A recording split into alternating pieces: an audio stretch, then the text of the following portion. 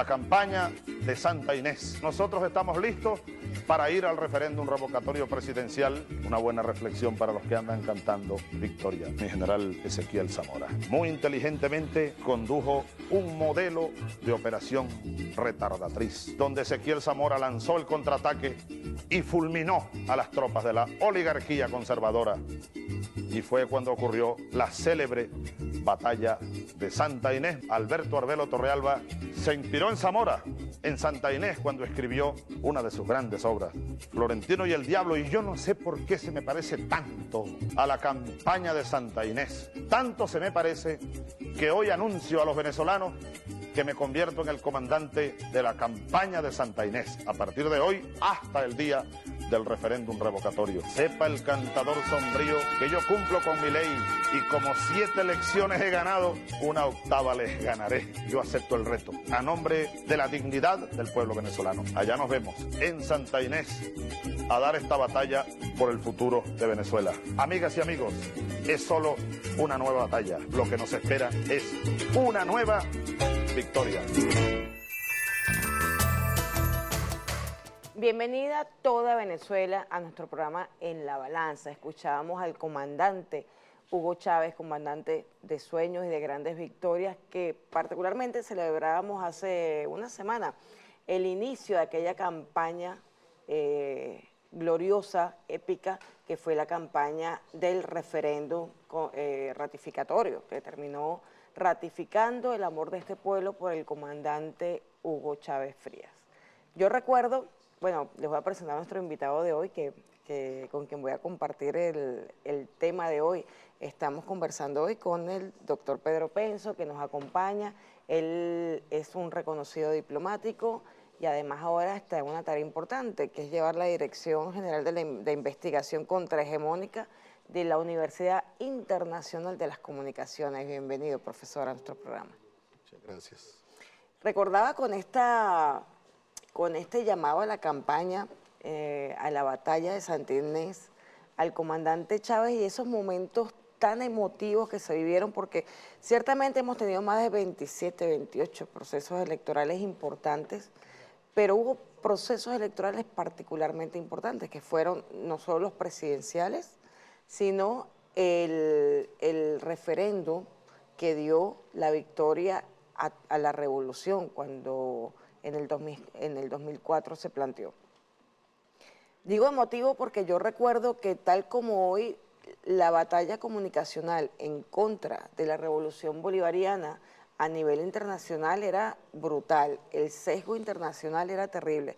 Yo recuerdo haber estado ese día que votaba Chávez en su centro electoral, ese día de agosto, que bueno, estábamos todos volcados a vencer.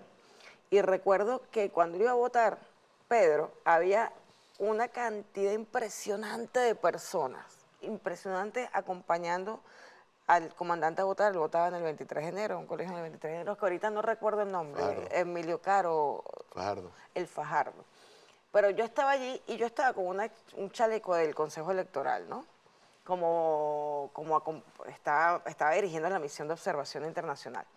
Y la gente me tocaba, pensando que yo era extranjero, que yo era observadora electoral, y gritaba, por favor, gritaban, díganle al mundo que nosotros amamos a Chávez. O sea, era tan emocionante. Yo, por supuesto, me quebré como me quiebro hoy, porque es imposible no quebrarse recordando eso. Cómo el pueblo venezolano, las mujeres venezolanas, trataban a través de los observadores que nos acompañaron, hoy se llaman acompañantes internacionales, decirle al mundo, o sea, ellos estaban desesperados por enviar el mensaje al mundo, que estaban engañando al mundo, que el pueblo venezolano amaba a Chávez y agradecía a Chávez. Pues esa historia se sigue repitiendo, profesor. Estamos en una campaña electoral en este momento. Tenemos como candidato de la revolución, candidato de la paz, a Nicolás Maduro Moros, pero sigue la mediática internacional ahora influenciada o a través de nuevos medios que son las redes sociales, intentando silenciar los logros de la revolución frente al bloqueo, la épica del presidente Nicolás Maduro al darle continuidad al comandante Hugo Chávez, y seguimos en esta misma batalla de Santa Inés. Es decir, seguimos entendiendo que la lucha es por el proyecto histórico y no por un gobierno de 6 años. Correcto. Estamos en una batalla prolongada, una batalla que nos han impuesto desde afuera. El enemigo realmente está afuera. El enemigo es el que mueve los nervios del poder, el que mueve los nervios que agitan a los títeres internos.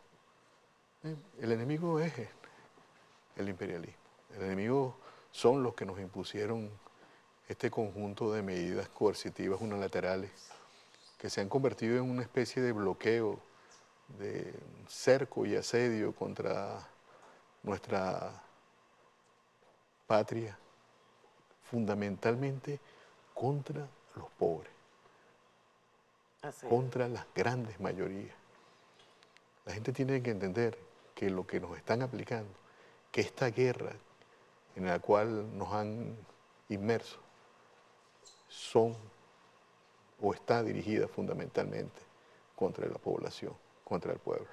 Es importante porque siempre han habido eventos que quizás en el momento, como fue en el caso del 2015, profesor, eran tantas acciones de guerra al mismo tiempo que costaba entender qué era lo que estaba pasando. Por ejemplo, recuerden todos ustedes, en 2015 el desabastecimiento planificado de los productos más importantes, y en ese momento con la situación que generaron artificialmente de desabastecimiento, también sumada ya a las acciones de bloqueo, intentaron generar en el imaginario colectivo, primero, que estábamos desahuciados en términos de abastecimiento de alimentos, cosa que no era cierta. Lo que estaba desabastecido era lo industrial, pero lo que venía del campo había abundancia. En Venezuela siempre ha habido abundante producción de productos del campo directo.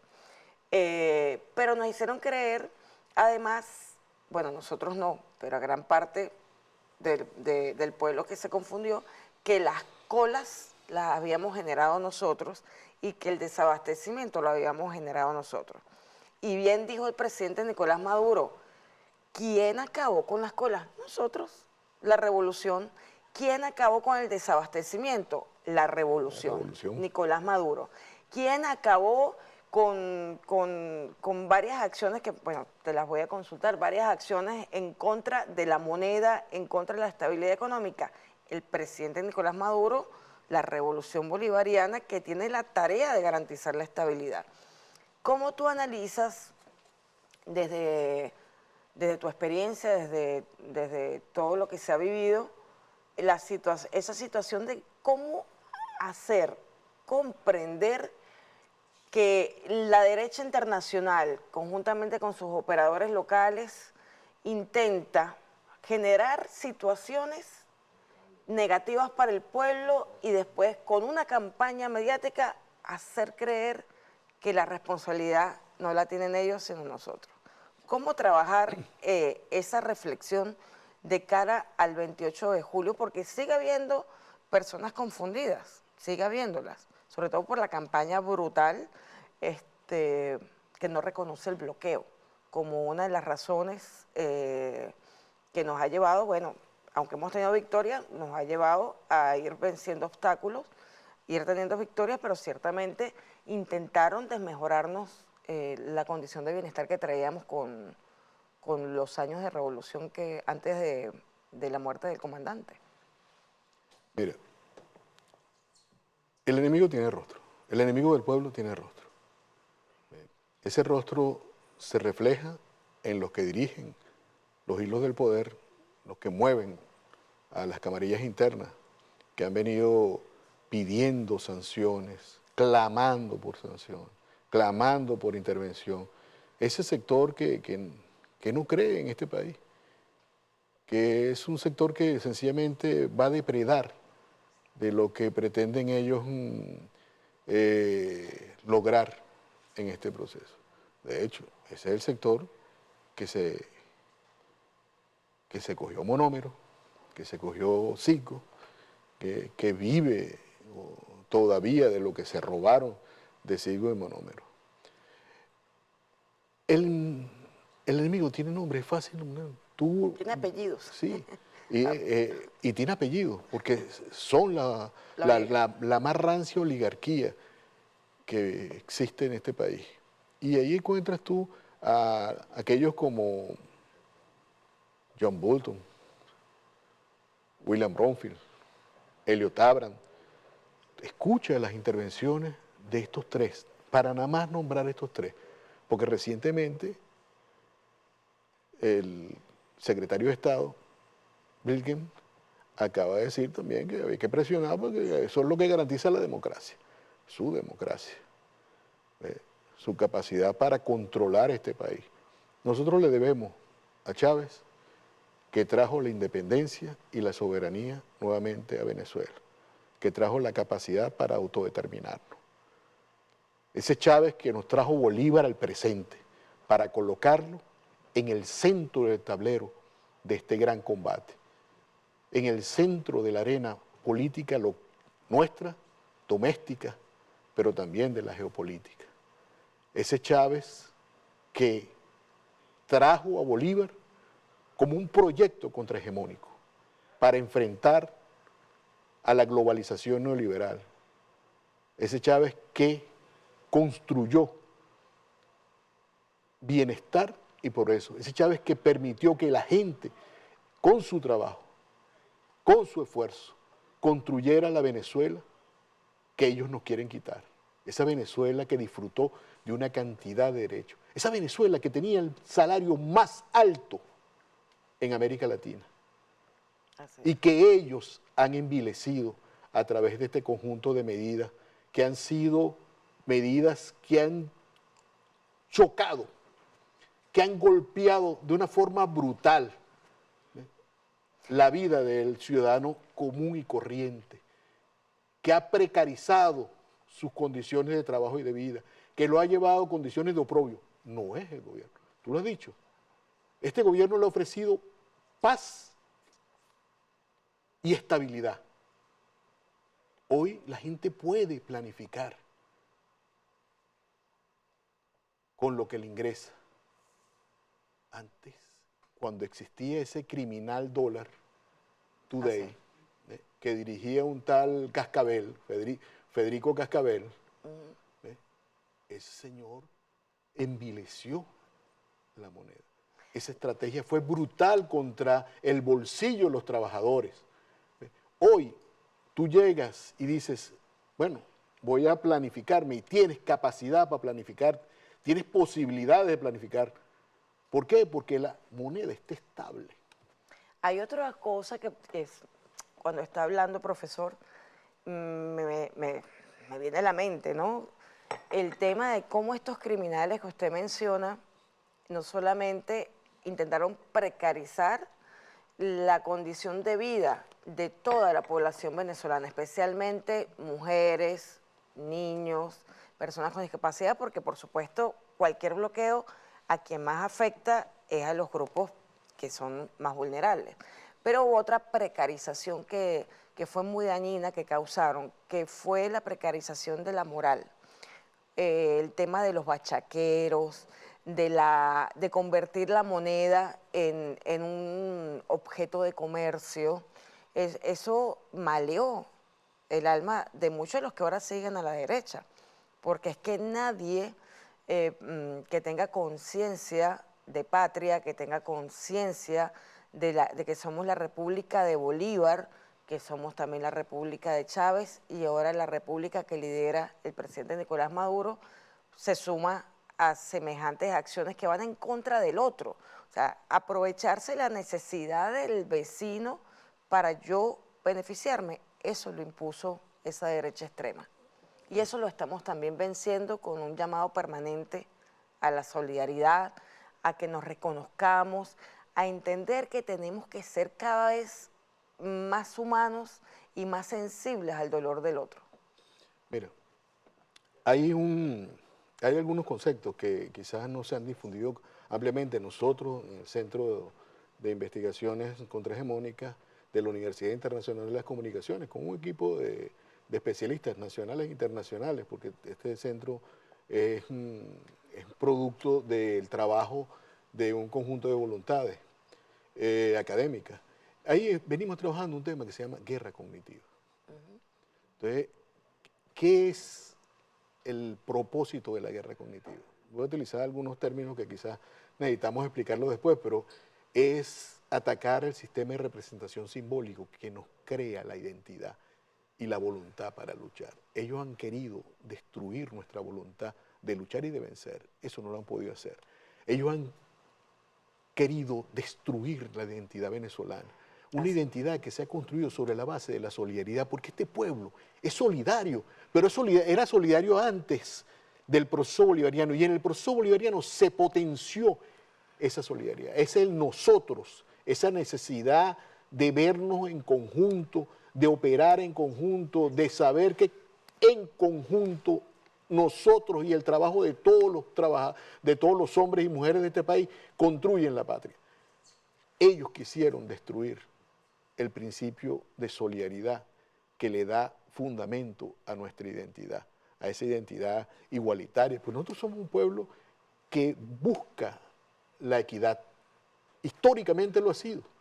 Entonces hoy nosotros tenemos eso porque eso lo cuajó, esa solidaridad se forjó en el crisol del pensamiento chavista. Así.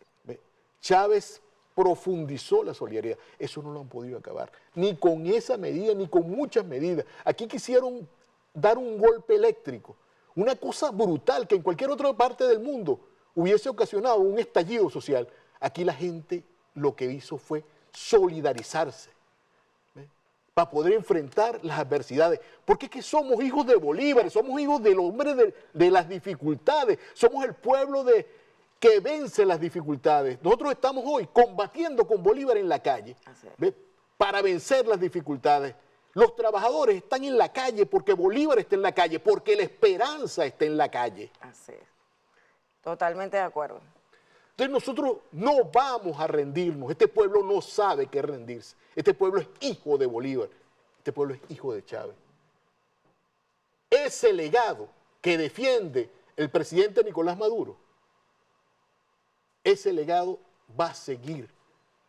Y este 28 van a quedarse con los crespos hechos. Así es.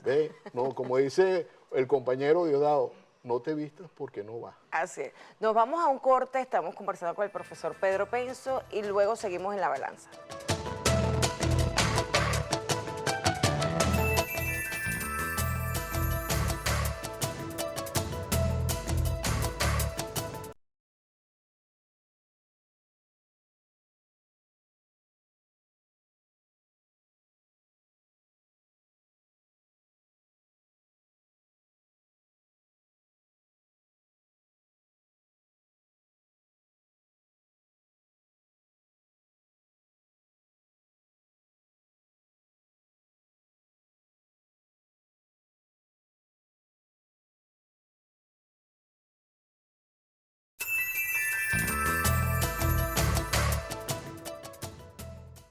Seguimos en La Balanza y estábamos conversando con mucha emoción que sí, la esperanza está en la calle.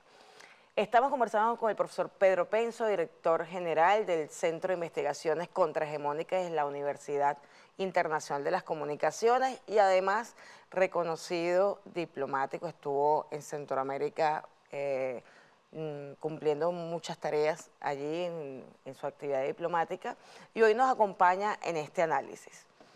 Hay algo muy importante, profesor, que ha sido característico desde que se recuperó la identidad bolivariana de este proyecto histórico, que se recupera en el 99 con el comandante Hugo Chávez, y es que hemos trabajado claramente que nosotros cuando vamos a elecciones no vamos por un sexenio, no vamos por un plan de gobierno que surge en el momento, no, es darle continuidad al pensamiento emancipador del libertador Simón Bolívar, basado no solamente en la autonomía como Estado, porque hay muchos estados autónomos, pero que dependen en su forma identitaria de imperios o de grupos hegemónicos. No, es seguir construyendo la identidad antiimperialista, contrahegemónica, solidaria y que defienda las grandes causas de la humanidad. Y que por supuesto, como dice el comandante Chávez y como resalta y construye el presidente Nicolás Maduro, estamos ante la posibilidad de seguir escalando hacia la Venezuela potencia. ¿Por qué tenemos la posibilidad? Porque tenemos un país que se encuentra en este momento en paz, que superó los momentos de acciones terroristas y de intenciones de intervención militar, bueno, aunque eso continúa, pero bueno, por lo menos han mermado.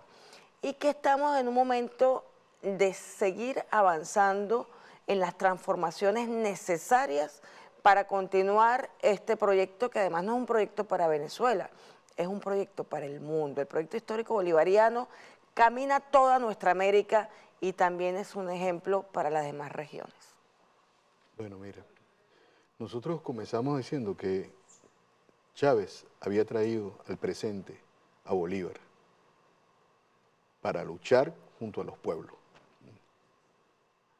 para luchar con un ideario que se sostiene fundamentalmente sobre su visión de la unión de América, para convertir a América en una extraordinaria potencia virtuosa por lo que puede ofrecerle al equilibrio de la humanidad, como planteaba Bolívar. Así es.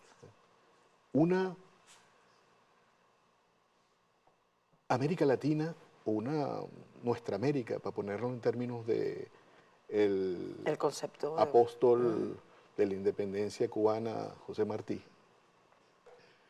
que esté unida en base a la justicia, que construya el progreso sobre una paz fundada en la justicia, en la equidad, en acabar con los niveles de desigualdad, porque nosotros estamos en la región más desigual del mundo. Entonces, el planteamiento de Chávez fue la unidad latinoamericana con alma bolivariana. Así es. Ese planteamiento del presidente Chávez, de nuestro comandante supremo, hoy se requiere con urgencia para enfrentar los grandes desafíos que tiene la humanidad en esta región.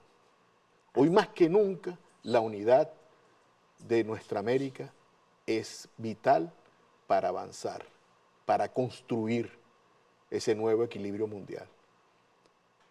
Bolívar es un proyecto contrahegemónico, porque Bolívar enfrenta al proceso o al sistema de dominación y hegemonía que ha impuesto la gran potencia, que se creía la única potencia, que eran los Estados Unidos, que desde el 90 hasta principios del siglo presente creía que podía ser el gendarme, el que definía la política internacional del mundo. Por eso es que cuando nosotros recuperamos con Chávez la independencia y la soberanía, el ejercicio de nuestra autodeterminación, ya la política exterior venezolana no se dirigía en Washington, no la definía Washington, la definía Caracas, la definían los venezolanos. Cuando estableció la soberanía sobre nuestros recursos y nuestros recursos estratégicos, ya el petróleo no dependía de lo que quisieran hacer los norteamericanos, dependía de la decisión de los venezolanos. Entonces, hemos recuperado nuestra soberanía, hemos recuperado nuestra independencia y no estamos dispuestos a perderla, ¿ve? Porque los otros quieren entregar la soberanía, quieren entregar PDVSA, como ya entregaron Citgo, como intentaron acabar con Monómero en Colombia, una empresa que era estratégica para el desarrollo del sector de la petroquímica. Hoy nosotros, más que nunca, necesitamos entender que darle continuidad al proyecto que le dio vida Chávez es esencial y ese proyecto lo lideriza hoy Nicolás. Yo quiero compartir, profesor, un análisis y usted me dirá, pero ciertamente la intención de acabar con Venezuela en este momento, bueno, de estos últimos 15 años para acá, entre otras cosas, es hacerse de los recursos. Pero hacerse de los recursos, ¿por qué? Porque Estados Unidos y el sistema financiero que le diera Estados Unidos va en caída. Lo dicen todos los economistas del mundo y además es algo que es notorio porque la deuda externa de Estados Unidos es impagable y está tan comprometida que prácticamente el dueño de la economía de Estados Unidos ahora es China, que tiene en su mano la posibilidad de los bonos de la deuda de Estados Unidos. Y hay un cambio mundial. Nosotros estamos siendo testigos de un cambio mundial en el que Venezuela, aunque ustedes no lo crean, va a ser parte fundamental y es un elemento dentro de ese tablero que es fundamental. ¿Por qué? No solamente por los recursos, sino también por la ubicación geográfica y por la calidad de nuestra identidad bolivariana. Porque está surgiendo un nuevo mundo, un nuevo orden mundial de la mano de los BRICS. Cuando hablamos de Venezuela potencia y cuando hablamos del candidato Nicolás Maduro, hablamos de futuro. Hablamos de romper definitivamente las cadenas que nos intentaron poner con el bloqueo e ir avanzando hacia el nuevo orden mundial de la mano de las grandes economías que están surgiendo y que es real que están surgiendo y que están creando un nuevo sistema financiero. ¿Por qué digo esto? Porque muchos candidatos de la derecha, profesor, están aliados con el Estado y el sistema financiero que está cayendo aceleradamente. O sea, nos quieren llevar no solamente por el barranco, sino que quieren que nuestra economía, que nuestros recursos, que la vida de los venezolanos, porque estaría en riesgo la vida de los venezolanos, se disponga para poder salvar al hegemón. Mire, el imperialismo norteamericano, que es la expresión, para poner expresión geográfica a ese concepto, viene en declive. Viene un declive inevitable. El mundo unipolar desapareció. Hoy existe una recomposición de fuerzas a nivel internacional. Tú hablabas de los BRICS, que inicialmente se constituyeron como bloques de resistencia ante la ofensiva del proyecto globalizador neoliberal que lideraba los Estados Unidos y Europa del Este, y en Asia pues el Japón, que era lo que llamaba... El enclave de Estados Unidos allí. Lo que llamaba Samir Amin el imperialismo colectivo. Así. En este caso, nosotros tenemos a un imperialismo que está en declive, una potencia que está en declive. Pero como dijera Mao, y tú que estabas tratando ahorita el tema chino, Mao decía en una entrevista que hizo en los años 50 a una periodista norteamericana, decía que el imperialismo es un tigre de papel, pero es un tigre que todavía tiene garras y colmillos. Entonces, es un tigre que no va a morir ahorita, que a lo mejor tiene una larga agonía, pero como es un tigre que está herido, es un tigre muy peligroso y hay que cuidarse de él. Es un elemento que va a jugar todas sus posibilidades ahorita y va a hacerlo con mucha violencia, con mucha agresividad, como la que ha tenido contra Venezuela. Llega un momento en que Trump dice que, bueno, si ya nosotros nos íbamos a hacer del petróleo de Venezuela, es más, dice que ya no, ellos se iban a hacer de Venezuela, que ellos iban a tomar posesión de Venezuela. Y eso es lo que pretenden. ¿Por qué? Porque nosotros somos la potencia energética mundial. Aquí es donde están concentradas las mayores reservas de hidrocarburos del mundo. O sea, no es nada, no es una cosita. ¿Ve? Estamos hablando de un país que tiene grandísimas reservas de recursos naturales, que son codiciadas por los sectores del capitalismo central, de las grandes potencias. Entonces nosotros somos una presa muy deseada para ellos. Y nosotros estamos defendiéndonos, porque estamos defendiendo nuestros intereses. Y los que no defienden los intereses de Venezuela están contra Venezuela. Aquellos que se fueron a hacer causa común con la superpotencia norteamericana, esos no son patriotas. Esos no quieren esta patria. Nosotros los que somos patriotas, los que creemos en el legado de Bolívar, los que defendemos a Bolívar, estamos defendiendo este proceso bolivariano, porque este proceso bolivariano es el que nos ha dado las mayores conquistas políticas y sociales. Y en 200 años, no es ahora. No, no. Estamos hablando de... Y es un proyecto que se extiende para el continente. Cuando logramos el desarrollo del proceso bolivariano aquí, el rostro político de América cambió y eso le preocupó a los norteamericanos. Así. A los gobiernos norteamericanos les preocupaba que se abrieran los ojos de América, porque fue después del triunfo del comandante Chávez que comienza a cambiarse el rostro político de toda nuestra América, que comienzan a ascender un proceso progresista en el continente. A eso le tenían terror. Le tenían terror a UNASUR. Es más, era tanto el terror que le tenían a UNASUR que los organismos multilaterales de financiamiento, como el FMI, tenía una tensión muy alta en relación a lo que significaba el movimiento financiero que podía generar la UNASUR. Así es. ¿Ves? Entonces, son aspectos que son centrales para nosotros. La creación de la CELAC aterrorizó al sistema de concertación política que existía, que es eso que llaman la OEA, que es el Ministerio de Colonia de los Estados Unidos. Ya hace rato está agonizando y ya no se siente, no se sabe, ¿no? Sí, el sicario general de la OEA, el Almagro, está en este momento, pues, viviendo los últimos momentos de ese organismo. Así es. Profesor, nos tenemos que ir a un corte y regresamos en este análisis extraordinario de lo que significa la defensa del proyecto histórico de Bolívar.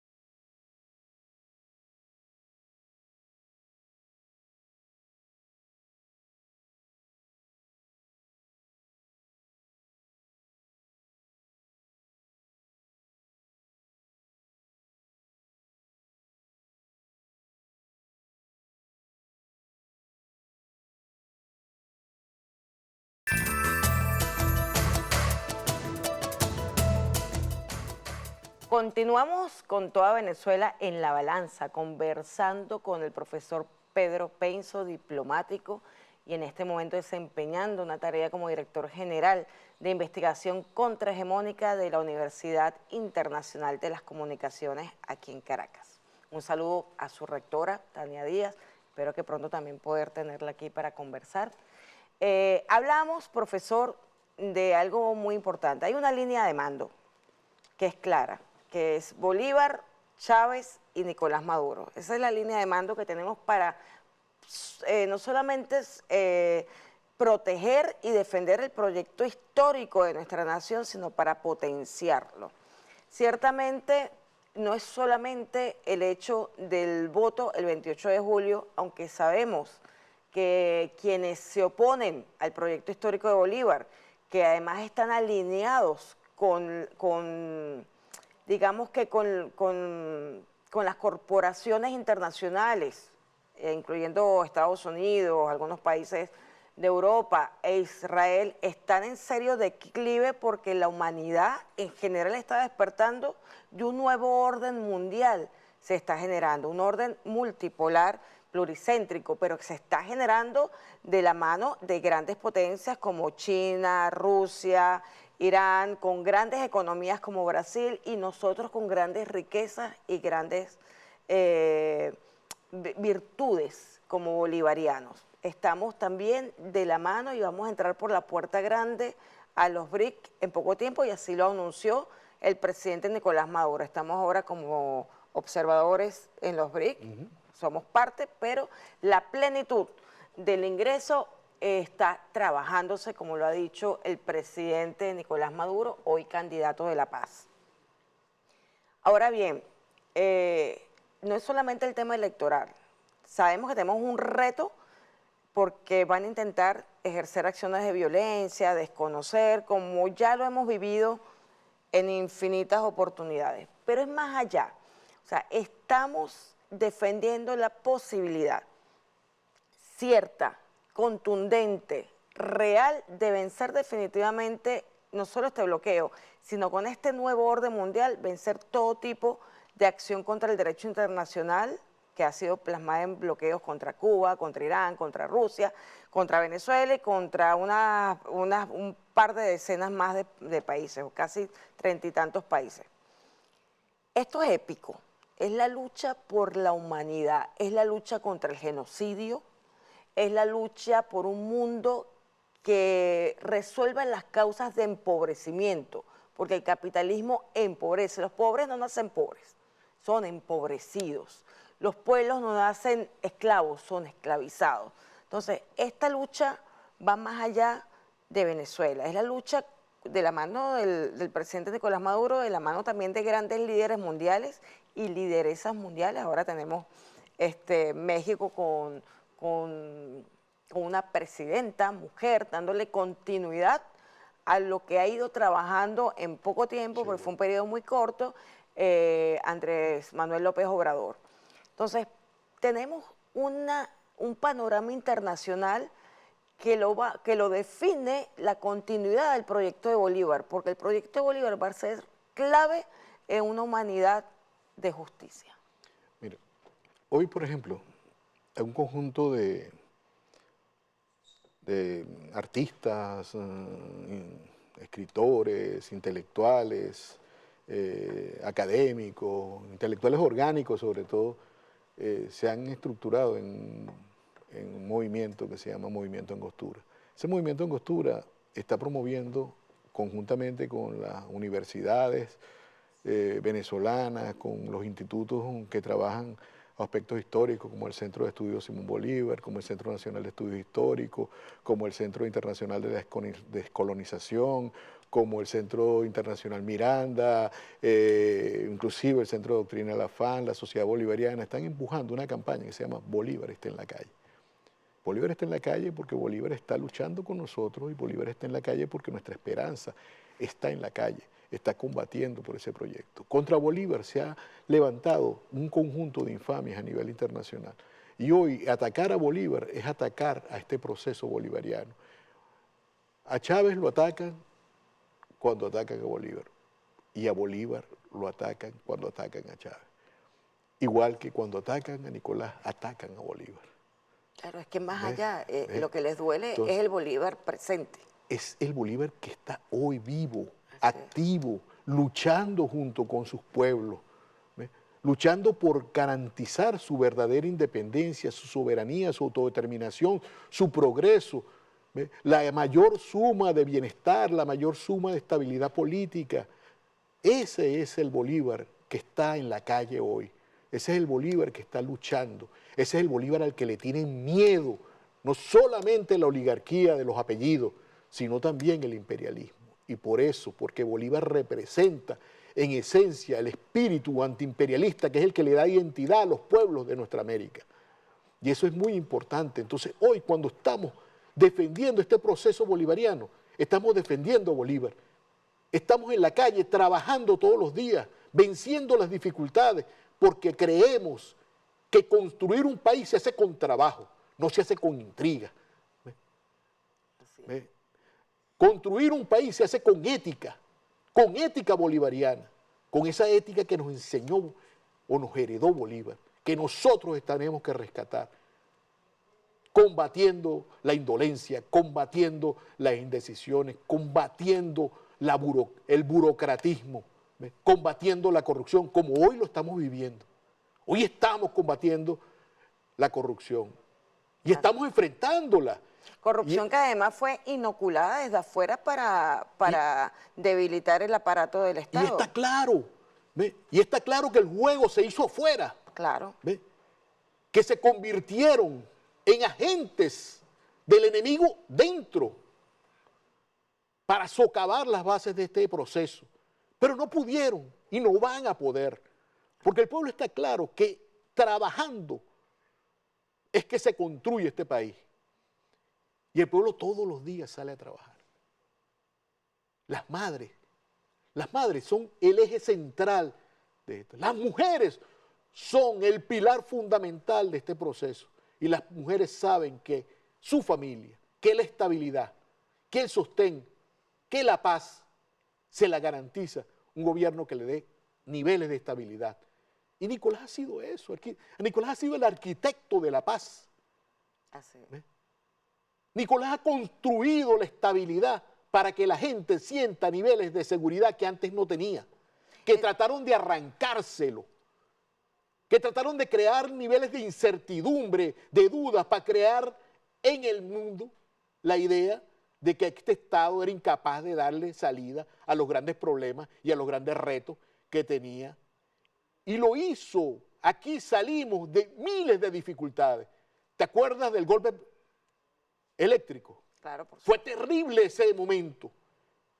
Y el pueblo, actuando de manera unida y solidaria, los trabajadores, ahí le debemos mucho a los trabajadores de Corpolec, que como los trabajadores de PDVSA en su momento rescataron PDVSA, pues los trabajadores de Corpolec, sacrificándose, levantaron el sistema eléctrico nacional y lo pusieron a funcionar.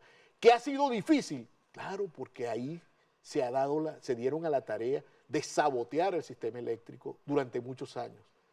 Y hoy estamos venciendo eso, poco a poco. Fíjate que había, digamos que dos servicios que para nosotros son fundamentales en el día a día y que fueron los más atacados. Uno era, por supuesto, lo petrolero, pero el servicio de gasolina, que además ha ido mejorando bárbaramente.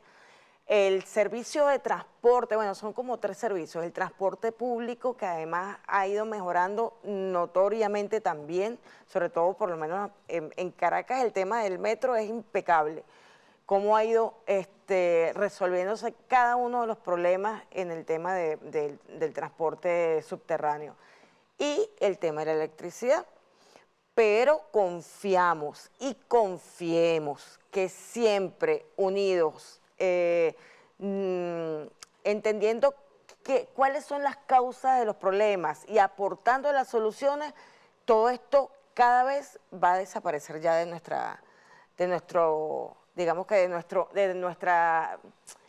imaginario. Es decir, ya esas incomodidades que fueron generadas para atacar el bienestar del pueblo, muchas de ellas ya no están.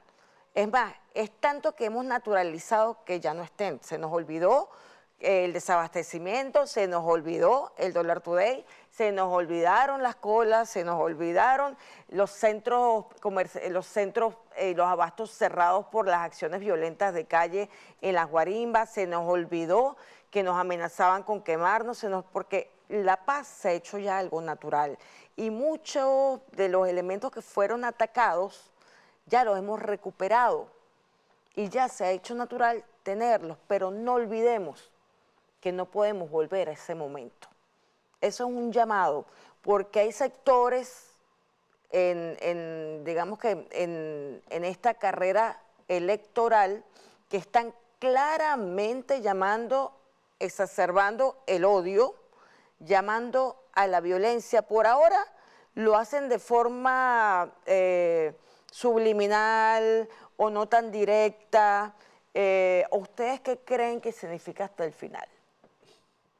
Es una total amenaza, es montarnos nuevamente, recuerden ustedes, en el 2014, en la salida, en el 2017. Es volvernos a una situación de posible guerra civil. Y mi familia, opta por la paz y opta por el candidato que garantiza no solo la paz en Venezuela, sino la lucha por las causas de la humanidad, que es Nicolás Maduro Moros. Nos queda un minuto, Pedro. Bueno, para cerrar, te agradezco la oportunidad que nos da y reitero el llamado pues, a la gente, al pueblo de Venezuela a empujar hacia adelante la defensa del proyecto de Bolívar. Y defender el proyecto de Bolívar es defender el legado de Chávez y el gran guía que en este momento tenemos para que ese proyecto siga vigente es Nicolás.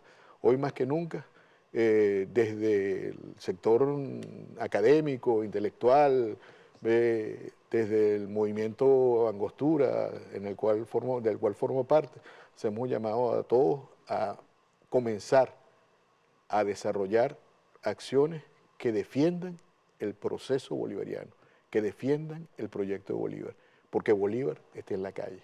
Bolívar está en la calle porque la esperanza está en la calle. Así es. Seguimos, Bolívar está más presente que nunca en esta campaña. Sabemos, tenemos conciencia que la esperanza está en la calle y que solo de la mano del presidente Nicolás Maduro, hoy candidato de la paz, candidato de esta revolución, podremos ver pronto, muy pronto, porque lo hemos estado ya viendo, cómo ingresamos al nuevo orden mundial y cómo nos convertimos en la gran potencia que somos y que han intentado que no desarrollemos. Nos vemos el próximo martes. Gracias, profesor Pedro, por habernos acompañado. Un saludo a la Universidad Internacional de las Comunicaciones.